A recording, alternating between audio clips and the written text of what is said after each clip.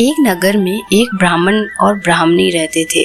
वो रोजाना 7 कोस दूर गंगा स्नान करने जाते थे।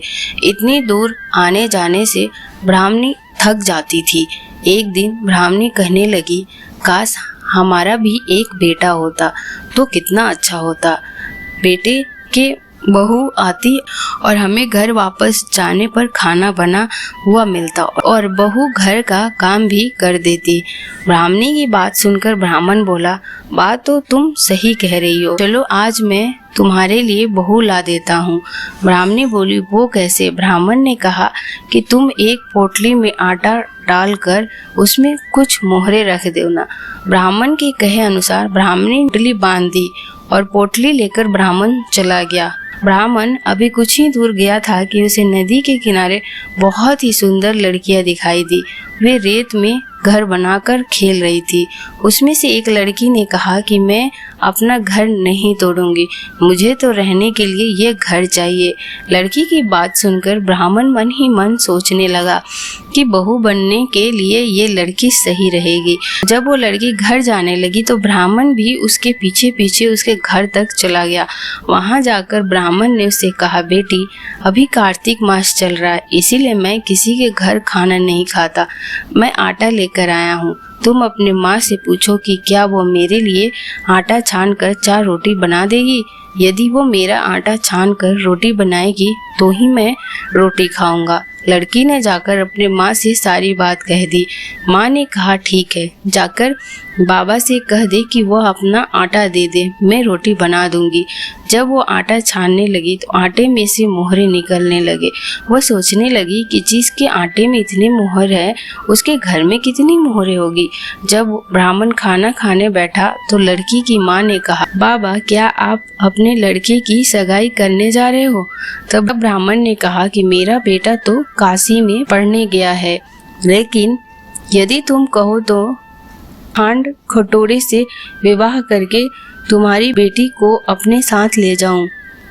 लड़की के माँ ने कहा, ठीक है बाबा, और फिर खांड कटोरे से अपनी लड़की की शादी करके उस ब्राह्मण के साथ भेज दिया। ब्राह्मण के घर आकर कहा, रामू की माँ दरवाजा खोलकर देख, मैं तुम्हारे लिए बहू लेकर आया हूँ। ब्राह्मणी बोली, दुनिया तो ताने मारती ही थी, अब आप भी मारने लगे। हमारा तो कोई बेटा नहीं है, तो बहू कहाँ से आएगी? ब्राह्मण ने कहा कि तुम दरवाजा खोलकर तो देखो। जब ब्राह्मणी ने दरवाजा खोला तो सामने बहू को खड़ी देखा। उसने बहू का स्वागत किया और आदर सत्कार से घर लेकर आई।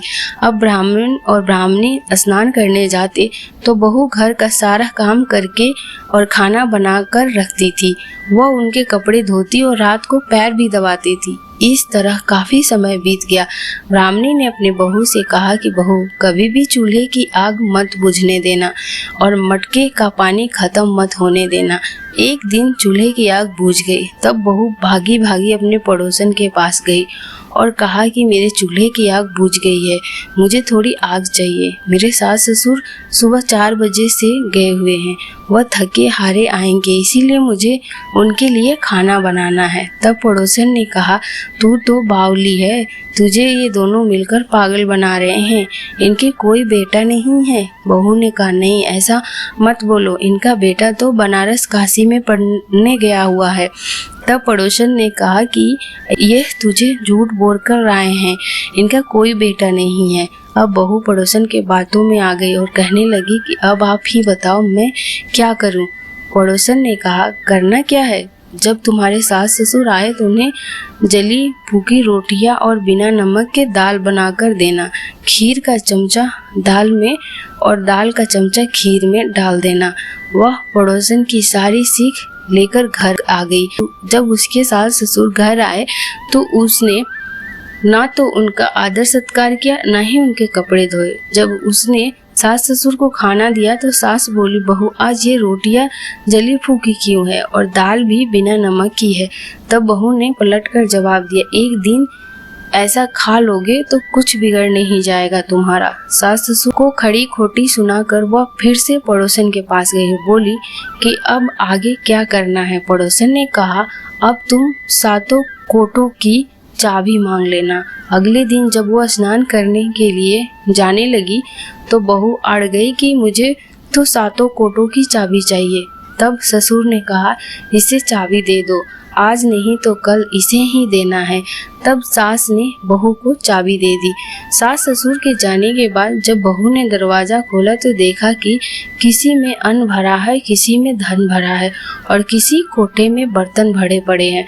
जब उसने सबसे ऊपर वाला 7वां कोठा खोला तो देखा कि शिव जी, माता पार्वती, गणेश जी, माता लक्ष्मी जी, कार्तिक ठाकुर और तुलसी जी का बिड़वा गंगा, यमुना एवं 33 कोटि देवी देवताओं विराजमान है। वहीं पर एक लड़का चंदन की चौकी पर बैठा माला जप रहा है।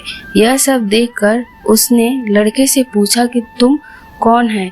तब लड़का बोला कि मैं तेरा पति हूँ, अभी दरवाज़ा बंद कर दे, जब तेरे माता पिता आएंगे तब दरवाज़ा खोलना।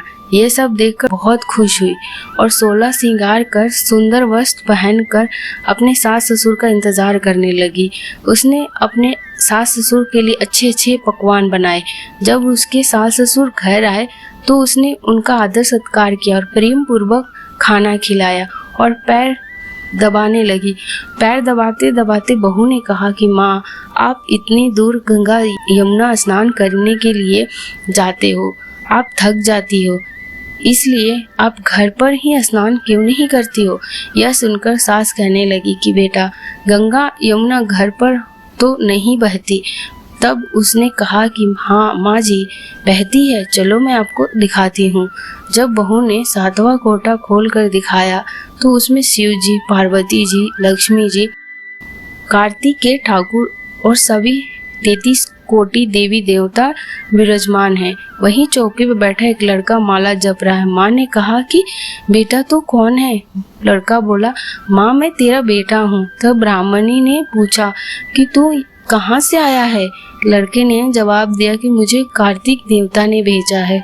ब्राह्मणी ने कहा कि बेटा, यह दुनिया कैसे मानेगी कि तू मेरा बेटा है? ब्राह्मणी ने कुछ विद्वान पंडितों से मदद मांगी। पंडितों ने कहा, इस पार बहू बेटा खड़ा हो जाए और उस पार ब्राह्मणी खड़ी हो जाए।